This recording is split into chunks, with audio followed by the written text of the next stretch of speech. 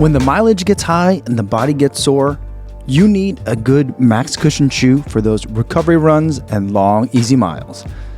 This is the Saucony Triumph 20, and it's the shoe you need when you want to treat yourself.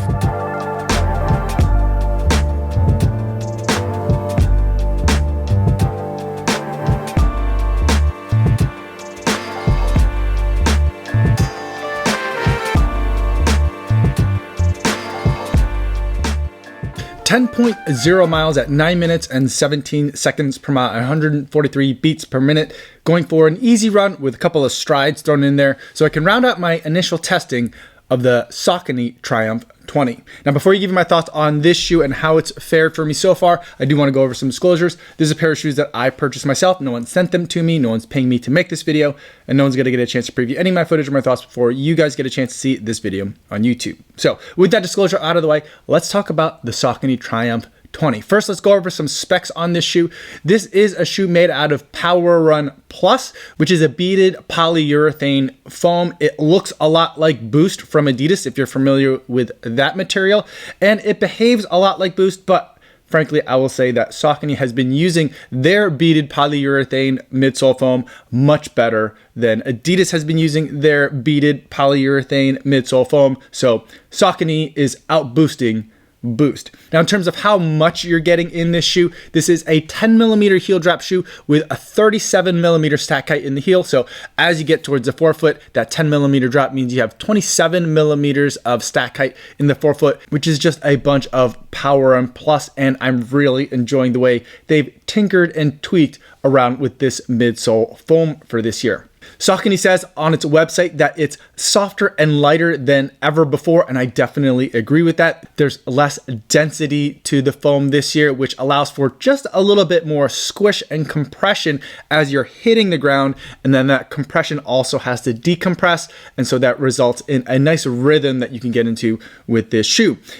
Saucony also says there's an updated geometry that gives you more cushion underfoot. And what that means is, geometry is the way that the shoe curls as you get from kind of like the arch all the way up to the toes. And this year, what I've seen across all of Saucony's shoes is that there seems to be a less aggressive of that kind of tapering off. So you get more and more regular shoe before it starts to curl up, which is something that I find that I am preferring a lot these days because it means that there's more cushioning underfoot. All in all, from what I can say on Saucony's website is that there's no lies detected. One thing that I will note in terms of the design of this upper, while I appreciate the amount of restraint there is in terms of padding, this tongue, it's a little bit unnecessarily tall. I just feel like every time I put the shoe on, there's just a little bit too much tongue there. And so I could deal with just a little bit less to make the shoe kind of feel like it fits a little bit more snugly on the foot. Altogether, this shoe comes slightly in on the lighter side than what I would expect for a shoe of this type and caliber at 9.7 ounces and 275 grams. Now let's talk a little bit more about what it was like to run in the shoe. And I feel like this is probably one of the best Triumph shoes that I've ever run in. I think that the lightness and airiness that they've kind of put into the midsole really makes a difference from initial just step into the shoes to your 10th mile or longer when you're in it. I feel like it's not a squishy shoe, but it's a very cushioned shoe. And so I feel like you're getting a lot of that impact absorption, and then you're getting a really nice sense of decompression of the foam as you're picking up your foot and getting into that next stride. I feel like it's a lot lighter than it looks, and it's a lot lighter than it sounds in terms of its paper specs. That improvement in the fit in terms of the upper really makes the entire running experience just much more comfortable and enjoyable. In terms of the upper, it fits true to size for me. I went with my regular men's size 9, and it's still roomy enough so that way I can get my feet into the shoe on those recovery days where my feet might be a little bit beat up and want just a little bit more room, or for those of you who just want a little bit more space in the toes, this is a shoe that I think that you guys are going to enjoy the fit. In terms of the outsole, we do have a new outsole rubber pattern that's new for all the Saucony shoes this year, and it does seem to have a pretty wide platform for you to land on, so that way it gives you a little bit more stability into the shoe without necessarily having to resort to stability-like features, which I generally tend to dislike. I really enjoy this shoe for shorter recovery runs or for longer easy runs, things where I'm just getting out there and getting in my miles. This is a shoe that I can easily reach for. Now, on the most recent run that I went on in these shoes, it was a 10-mile run with some strides, which are some short pickups that are in there just to get the legs turned over. For something like that, the Triumph 20 does a fine job, and there's no problems with using the shoe this way. But if I think I had a more structured workout or like a proper like session, something where I was going to be going faster for some longer intervals, I probably would pick a different shoe, because that's not really what this shoe is intended for. That being said, for my bigger and taller friends, I think that you guys are going to be able to use this shoe as your daily trainer, something that you can use every day and probably even use for some of those workouts as well, because it's going to be just that right amount of versatility for you. For me though, because it has a relatively high amount of stack and cushion and also a little bit of weight and bulk, I like to use it for those easier days where I just want to get out there and enjoy the miles and just enjoy a really comfortable fit and run experience.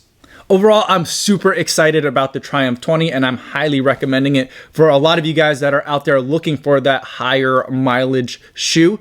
I haven't been this excited about a Triumph since the first Triumph that I tried, which was, I believe, the Triumph 16 or the Triumph 17. That was a very good year for the shoe, but it was bulky, it was super puffy. A lot of those original problems have definitely been ironed out by the time we've gotten to this year's version 20. Now, before I end, there's one little kind of like elephant in the room that I have to address.